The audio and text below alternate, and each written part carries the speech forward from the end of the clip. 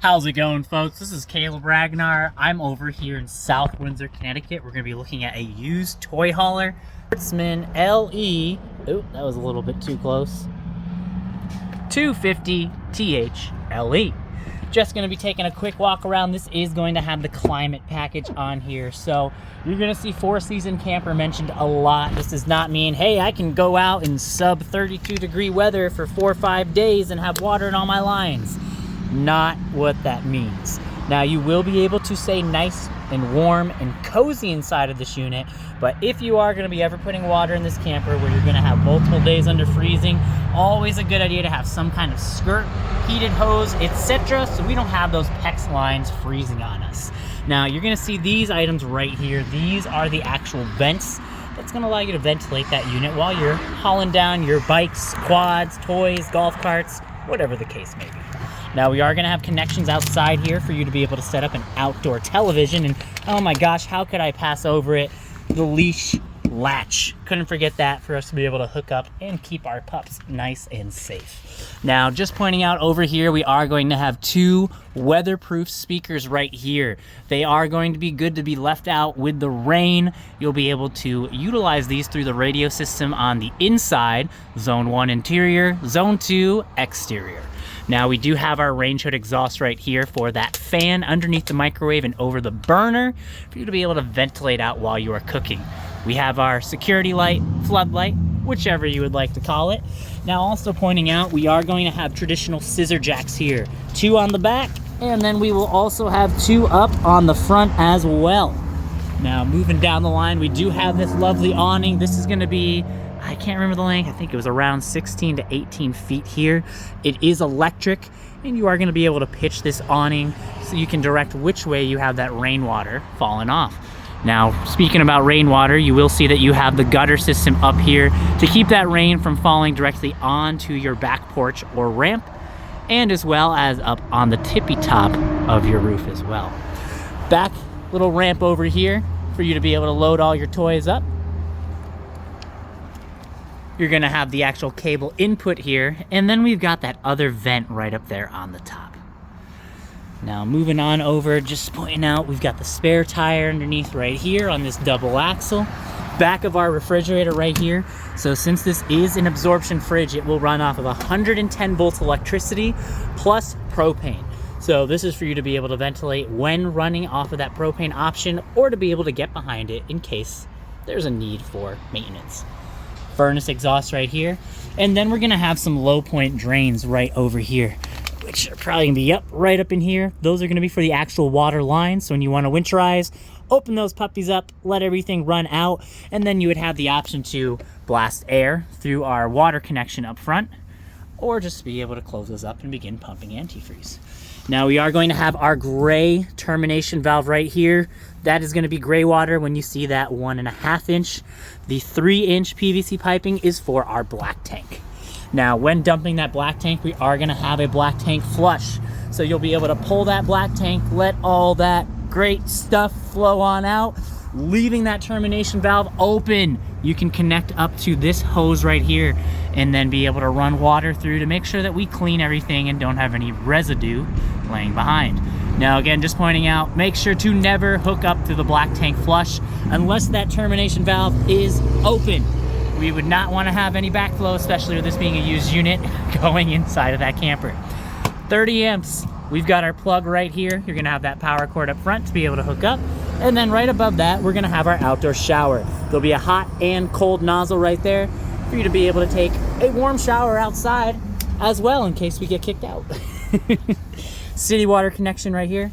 And then fresh water tank, which in most cases is going to mean we have our low point drain for that freshwater tank right here. Other stabilizer jacks up front. And then we are going to have our pass-through storage. Now, this is going to be on those magnetic latches. Look at that. Lucky you. Looks like we have the actual... We've got the septic hose left behind by the previous people. We've got our 30 amp power cord. And then also, just to show, we're going to have access to the back of our water heater right here. So you'll have those bypass valves there to be able to drain out that hot water heater, not have any antifreeze going inside when we are winterizing. That way we aren't wasting an extra 6+ gallons and potentially corroding our tank. Now, just pointing out, there are two tools. That small one that you see on the top right there is going to be manual override for your electric tongue jack right here on the front. The other one at the bottom, the longer tool, will be for you to be able to raise and lower, your stabilizer jacks. Now, you can get an attachment for your drill to be able to raise and lower these much quicker. Just make sure that we do not use an impact driver that can over torque and damage these. There's going to be just that one light down there on the end for this pass-through area. Now, right up here in the front, we are going to have the one battery, though there is room for two if you would like to add them, and the battery disconnect switch next to that. We are going to have our two propane tanks, and then we'll have a regulator already built into this and distributor up front to determine which tank we want to pull off of. We've got the chains, we've got the coupler lock, and you are also going to have your emergency breakaway line with your 7-prong plug to be able to safely tow this down the road with your electric brakes. Definitely needs a little bit of a wash right here. We get those black streaks often, though honestly the best thing we found is going to be brake cleaner. It's going to clean those very nicely and keep it nice and clean. Now, you will have the option for solar on the side with this, so you'd be able to hook up a panel and provide a little extra juice to that battery up front. Oh, need the keys. And again, magnetic on this side as well. And just showing you that other side, a little more narrow this way because again, we have that water heater over here. And just to show you in on the water heater, it is gonna have an anode rod. Now, looking at the status of this one right here, it looks very corroded, but you would certainly be able to at least get another year out of this one. Pretty much once this is about half the size is when you would want to replace it, because this is going to take on all that corrosion instead of the actual metal of the tank, which on this one in particular is going to be a steel tank. Now, you will have this, which is technically your low point drain, pressure release valve, and you've got your reset buttons here in case you ever needed to reset back to those factory settings. Now, that's just about everything to point out on the exterior. Let's take a quick look on the inside here. Apologies, it's a little tight here on our lot, so we're gonna sneak on in. We are going to have that screen door right here that you'll be able to disconnect and leave open to get some nice cross breeze throughout that camper. These stairs are going to have adjustable legs as well, so you'll be able to, obviously, when you're not this close to another camper, be able to fold it back inside of that actual unit. Fire extinguisher right by the door, and then you're gonna have this handle which you literally just squeeze and turn to be able to open up that ventilation. We do have an outlet right here by that actual kitchen area, which is gonna be below our, I like to call it our motherboard panel.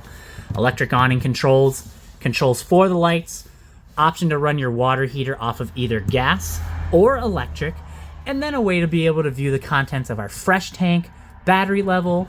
On this one, it is going to just have one black and one gray. This is kind of a standard board across for some of those bigger KZ models. Control for the light and the ability to turn on our water pump. Now, we are going to have the nice sink with that pull down nozzle over here. It is going to be a 1-bay sink, and as you can see, it's still the beginning of April, so we do have some antifreeze leaking out of there. Cabinet space overhead. That's going to be right next to our microwave with that range hood exhaust that we had pointed out.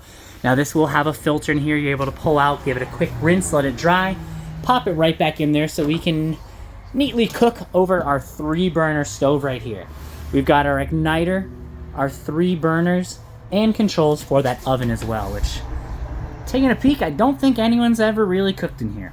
Not a ton of space. You'd still be able to, cook some brownies, cookies, maybe a pot of mac and cheese. That baked mac and cheese doesn't get much better than that.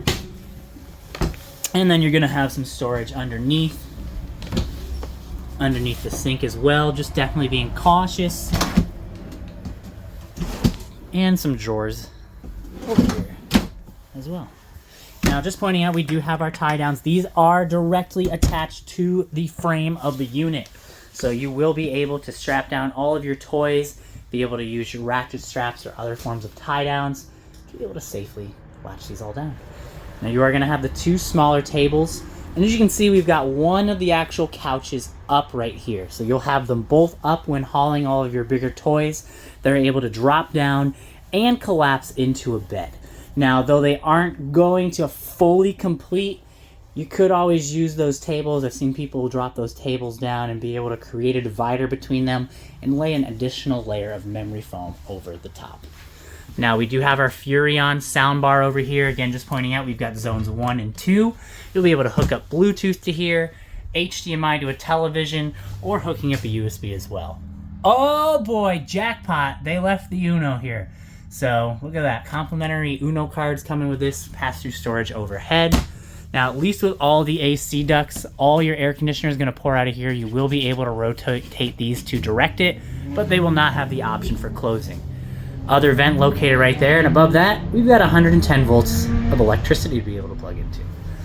Fire exit over here by the window, and then we do have the television. You're going to have another outlet available, and your 2 coax connections for cable or satellite. Now, anytime that you see these on the wall, this is going to be for that furnace system, which can run off of 12 volts and your propane. Pantry. Good amount of space in there. Absorption fridge, so you'll be able to power on, selecting modes. The first one that'll pop up will be automatic. That's going to prioritize electricity, but in the absence of 110 volts of electricity, will automatically switch over to gas. Click the mode button again, it will be just electricity. You lose power, it's not switching over to anything.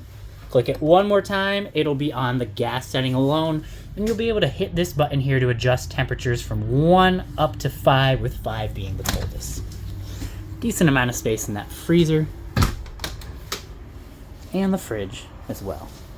And then below that is going to be the location of your actual furnace right there. Now moving on through, we're just going to give you a quick peek at the pass-through into the bathroom. We are going to have the toilet, plastic toilet seat. We do have a furnace exhaust in here.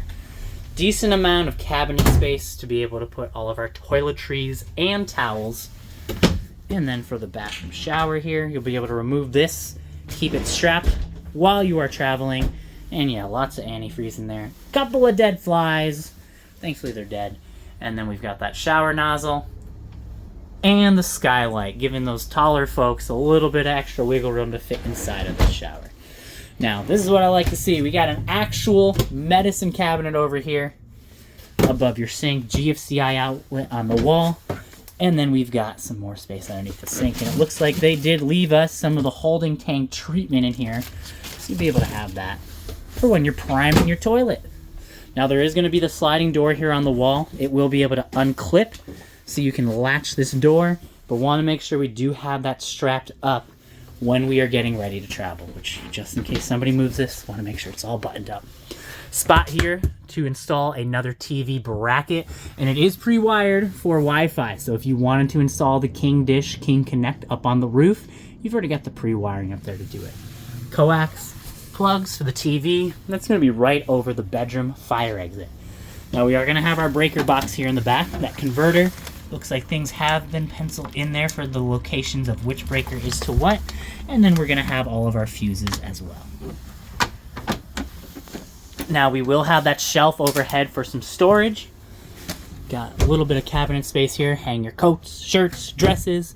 Each side of the bed is going to have, oh nope, I was wrong, 110 volt plugs on the left-hand side and USB ports on the right-hand side.